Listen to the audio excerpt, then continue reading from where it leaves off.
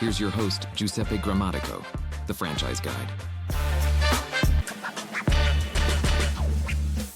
What's the perfect opportunity for you? I like that. I always say, let's check off all the boxes, not just check some of them off. And that's extremely important because we're getting super specific. And that's a perfect example, as you mentioned, with the food franchise, because people always come to me and say, I don't want a lot of employees, but I want a Subway. I want some of these businesses. And I go, have you ever worked, or actually just, have you ever eaten at a restaurant? How many employees have you seen between the food runners and the waiters?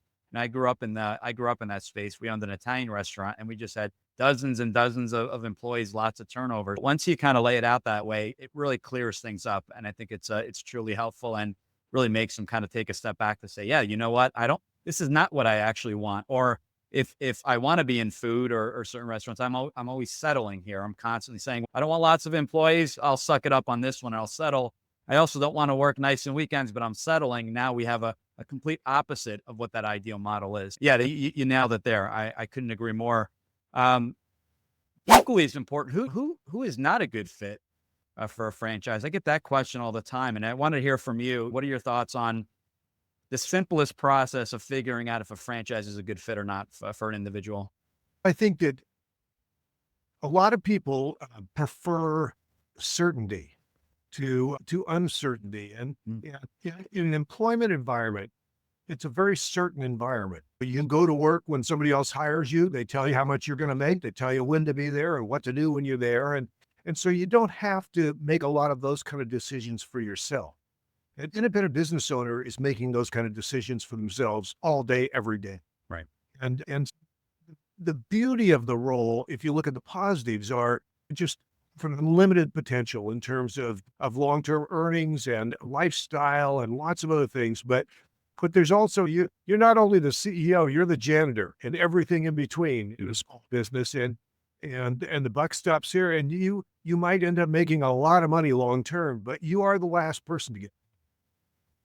I will vouch for that. That is absolutely true. So it's got to be something you really want, right? You got to look big picture and fast forward that first year. There's a lot of reinvesting back in that business the first year. There's that learning curve. It's finding the role that you enjoy in the business. You may have a sales background, but maybe you prefer the networking aspect and vice versa. Lots of things to consider. Switching gears a little bit, franchise trends. You've been in the business for a while now. You've seen a lot. And I just found out prior to hitting the record button that you were at the recent IFA conference. What were some key takeaways when it comes to franchising, things you've learned, maybe some changes? I would love to, because I was unable to attend. So I'm really excited to kind of get your thoughts. I think two questions there.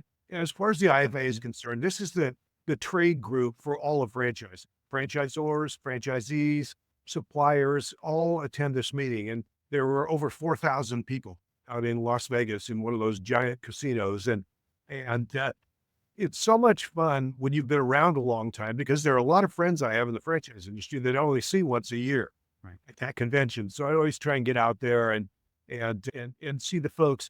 There are lots and lots of new concepts. There are new franchisees, new franchisors starting every year. So it's just a fun place to go see your peers and get to know them better and take a look at what's happening in the business and make your plans accordingly. The other question you asked about concepts was one that I just love, because there are certain businesses that are they're kind of the new toy in the toy box. Right. They're sexy and exciting, but they don't have a whole lot of track record. And there are others that are sort of the steady eddies, and they may not be quite as exciting, but a lot of times they have a marvelous track record of success, taking people like me who don't know their business and giving them a system to operate and to become successful in the business.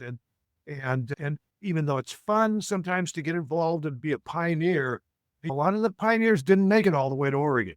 You've got to be pretty careful about that as well. And frankly, there are just so many tremendous franchises that have been around for a while and they're very predictable in terms of their outcomes. And that, especially for someone that is concerned about security and maybe a little more risk adverse, then you probably want to go with a concept that is going to eliminate most of the risk. Now, there's no such thing as eliminating all of it, Right. because all business startups, even good franchises, contain an element of risk. And you just have to recognize that going in. A lot of the people that we work with, as you know from your own experience, Giuseppe, a lot of the people are not appropriate for franchising when it comes right down to it. We'll spend some time talking and we let people know right up front that at the end of the process, you're going to have to make some decisions about individual franchises. And yes is wonderful, but no is also wonderful. If it's not the right thing for you, don't do it. And don't feel any pressure to do it. And so when we run into somebody that just doesn't seem to be able to fit the pattern very well, quite often we'll have a conversation with them that's pretty frank, going, I'm not completely convinced that this would be a good idea for you to pursue. And even if they don't move forward with anything, they're still, we've made a new friend, and that's a good outcome too. Absolutely. Yeah. It's funny you bring that up, because I got one comment, this will make you laugh, is this is someone just out of college, and said that he heard on a podcast that you couldn't lose money with the franchise. So that I got a kick out of that comment, because I said, then why wouldn't you just own every single franchise out there? And I think I think you misunderstood what they were saying in the business, because obviously, as you mentioned, there's going to be risk. The question that I get sometimes is, what is your success rate? And this is specifically for someone on my end. And I go, I don't understand the question. How many people you've placed? If you work with 10 people, how many people end up moving forward with the franchise?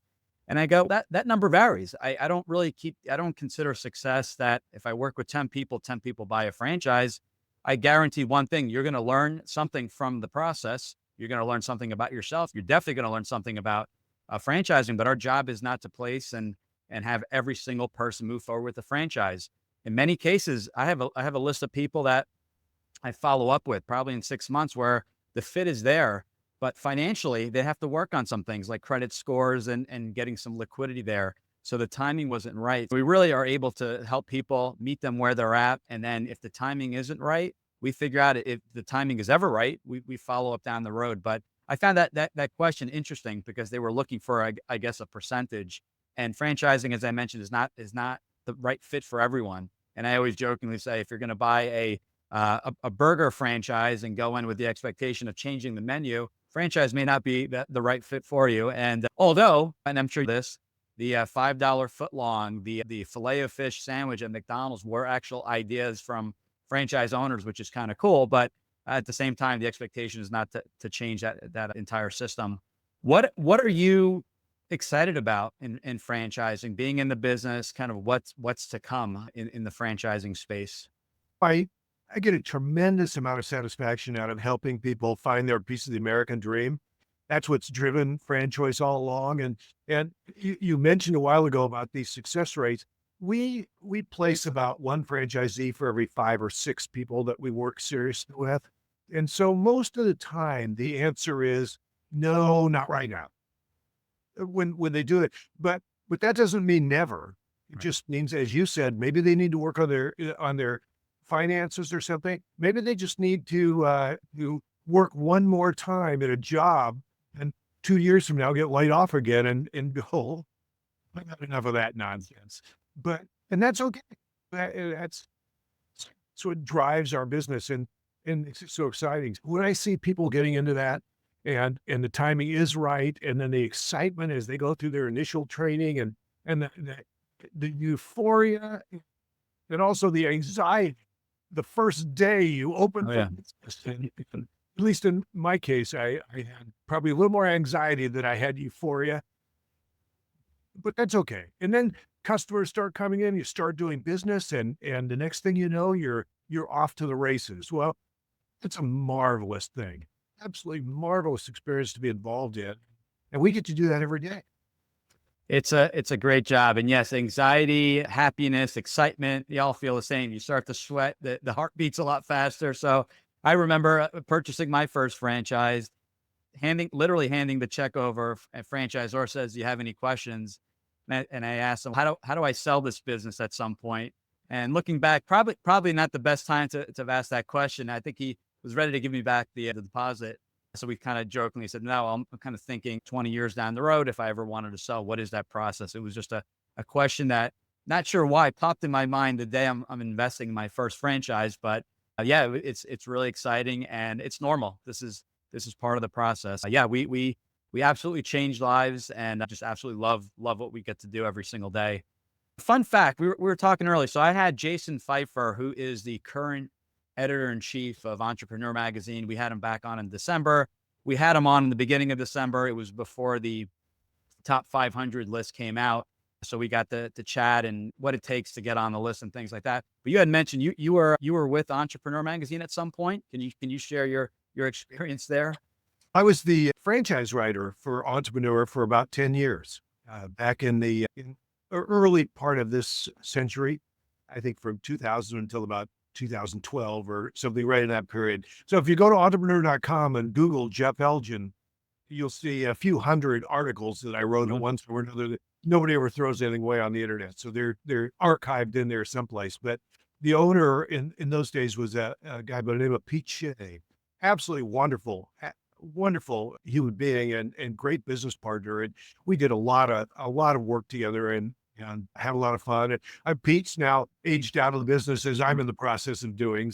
Other people have taken over the magazine and keep driving it forward. But it was just a marvelous time. And when you mentioned head of entrepreneur.com, I thought, okay, I go back a little ways with them too. It's crazy. It's crazy how I wish I knew that. I shared my 2005 copy on the show. It's much yellower. It was a white cover. It's now yellow. I've had it so long, but that was actually the first time I actually really started looking into franchising, starting going down the list and making every mistake I think a lot of other people make, and started looking at the Subways, and nothing against Subway, but that was the number one selling franchise at the time. And that was making a lot of the mistakes that I try to help other people avoid, just looking at kind of what was hot out there and not considering what I wanted. And the funny part to that was we owned an Italian restaurant. I knew I didn't want a restaurant. I didn't want all the staff, but I was looking at Subway, and my wife looked at me and she said, are you crazy? Like, what you work?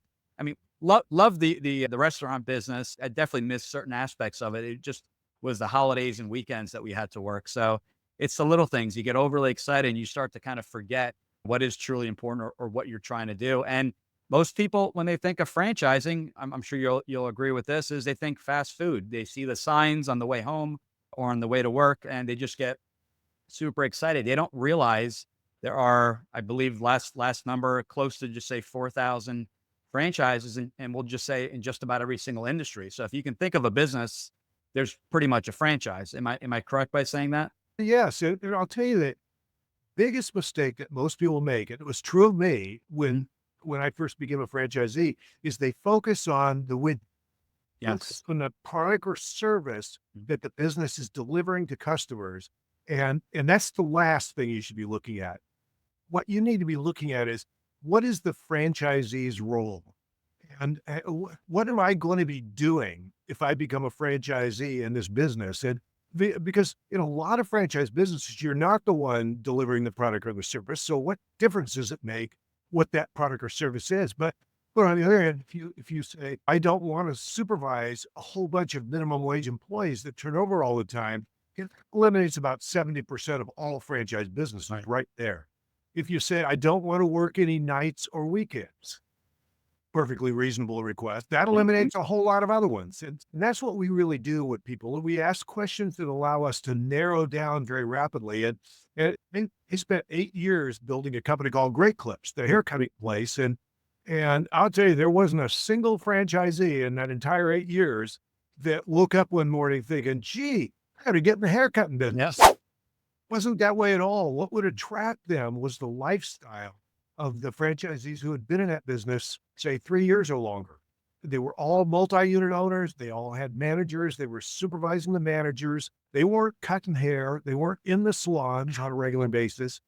It was an executive franchise. And when people understood that, then all of a sudden a business that maybe was completely unattractive to them initially becomes very attractive when they look carefully at the franchisee role. And that's true of so many that I think you need to be focused on, okay, what does a successful franchisee do? Thanks for tuning in.